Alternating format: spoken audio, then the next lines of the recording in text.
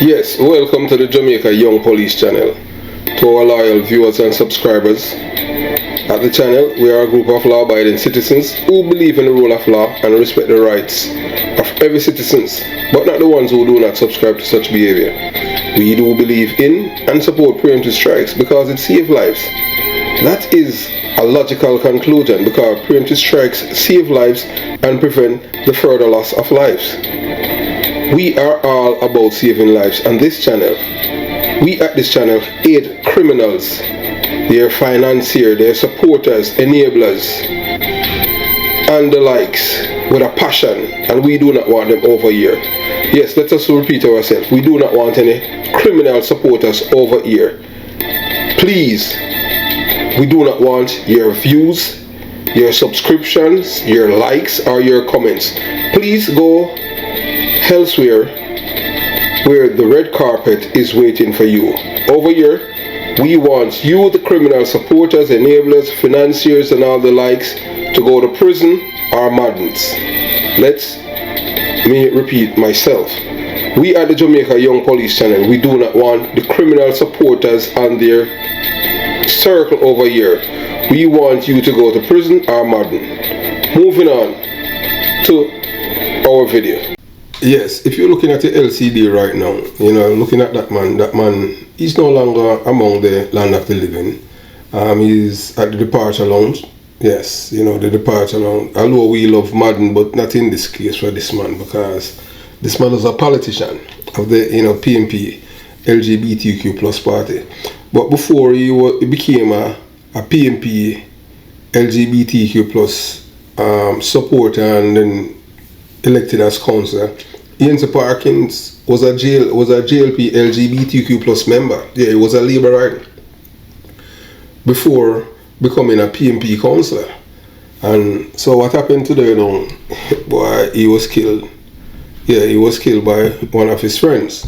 Yeah, PNP councillor, PNP LGBTQ plus councillor, Mr. Ainsley Parkins, affectionately known as Tyson, was a man marked for death because he had enemies on both sides of the political aisles. Yes, he had enemies. He was known as a Labourite. Yes, the man was known as a Labourite, and people just them want him dead. You understand. So then he switched to the PNP LGBTQ plus party, and he knew that they wanted to kill him for many years, because he has hurt so many people, and his enemies list can wrap around Southborough about 3 times and about one quarter more to go around. His death today was the work of one of his comrades and someone whom he was comfortable talking with before he was shot dead. And when they killed him, his license firearm was still at the right side of his waist. So it was somebody that he was talking with, and he knew the person personally. The killer and killers are banking on the Jamaican culture of informer must dead and the killer must live, by not telling the police what they know, see, and heard. It is the same PNP LGBTQ plus supporters kill Tyson. We're not going to call the person name today because we don't want to put a wrench in the police investigation by naming the suspect. So it is with sad news that we at the Jamaica Young Police channel reporting the death of former JLP LGBTQ plus member who is now an active, or who was an active member of the PNP LGBTQ plus party, Mr. Ainsley Parkins. PNP councillor for Southborough Division was shot dead Thursday morning, July 20th, 2023. So, you can see that, brother Parkins, and there's another gentleman by the name of Lennox Hines. Lennox Hines is was a GLP councillor caretaker for the division, was killed last year. So, at one time, Lennox Hines was a councillor for the area, Southborough, and eventually he was killed last year. So they're saying that his killing was coming from Ainsley Parkins, and Mr. Parkins said that he has nothing to do with it. So Mr. Parkins is the second politician to be killed in Jamaica in 1 year. He almost said 1 year, we're not at the same year, but within a 1 year span. And it is a warning to the politicians on both sides of the aisles that gunmen are not afraid of killing you guys too. I have been warning you guys for more than 13 years, and some of you brushed it off, but you are not listening and treating the police officers as the enemies and the gunmen the defenders of the people. We at the Jamaica Young Police Channel want to use this medium with profound condolences to Mr. Ainsley Parkins' family, friends and colleagues. His death is a tragedy, and my thoughts are with them during this difficult time. I can't imagine the pain and loss they must be feeling. Right now, I hope they find comfort in Mr. Parkins' memory and their loved ones' support. Violence like this is unacceptable, and we hope the gunman is brought to justice. My thoughts are also with the community affected by this senseless act, and it's time for us as Jamaicans to stop accepting killing each other as a way of solving our differences. We can argue it out, talk it out. We are family, we are one people.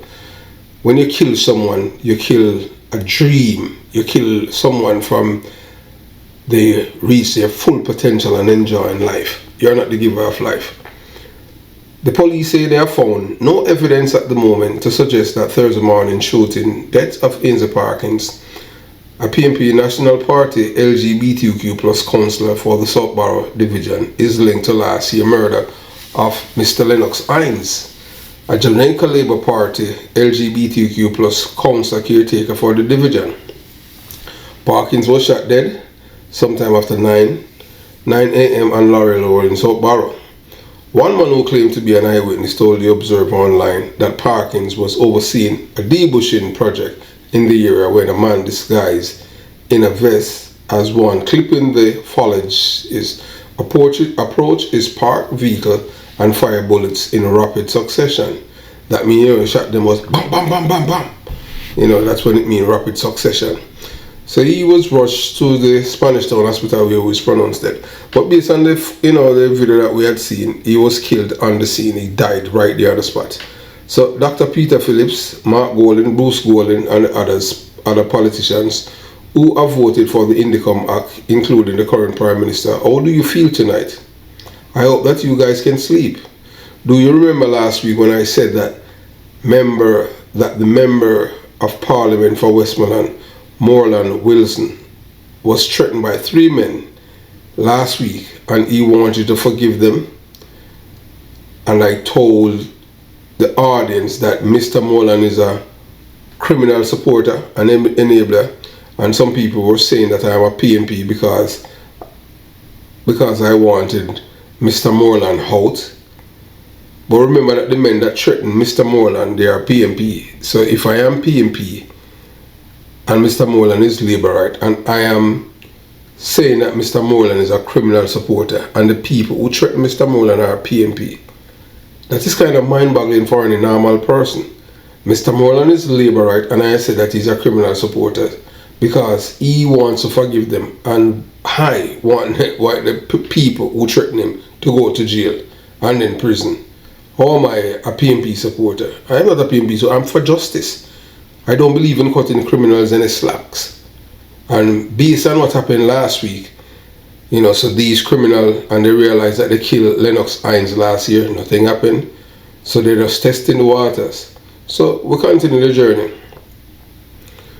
So it is not only what they are saying, but what they are willing to do by acting on their instinct and killing anyone that they feel they can kill and get away with the same. Because the people are cultured to be sympathetic to killers in Jamaica. That's how our people are cultured, to be sympathetic, empathetic, and always ready to supporting criminals. Yes, Jamaican people are cultured to be criminals and criminal-minded people.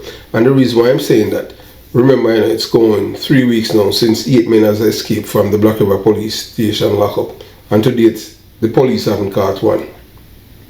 Why? Because the citizens are not cooperating.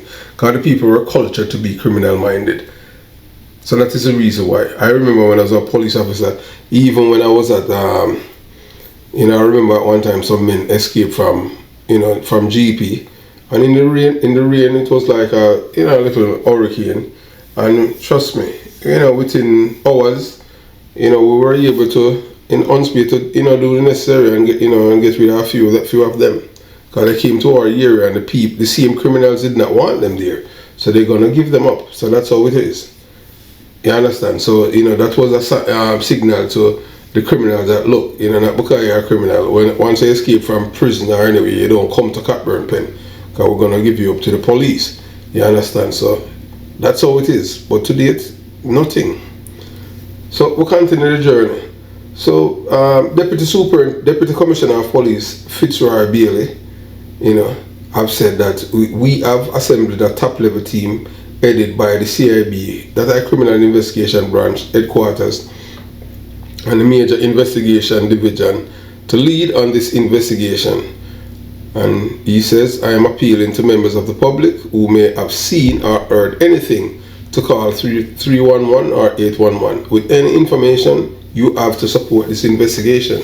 He said at this time investigators do not have any evidence to indicate that the incident is connected to Councillor Caretaker Hines' murder.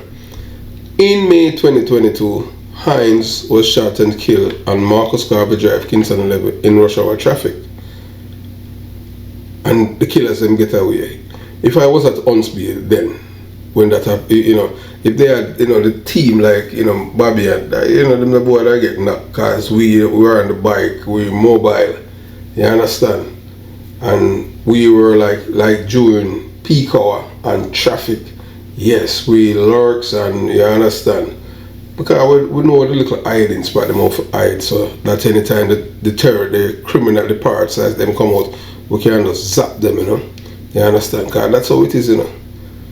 So we will not be making any assumption. We will do our investigation and are very open in our approach, Bailey said.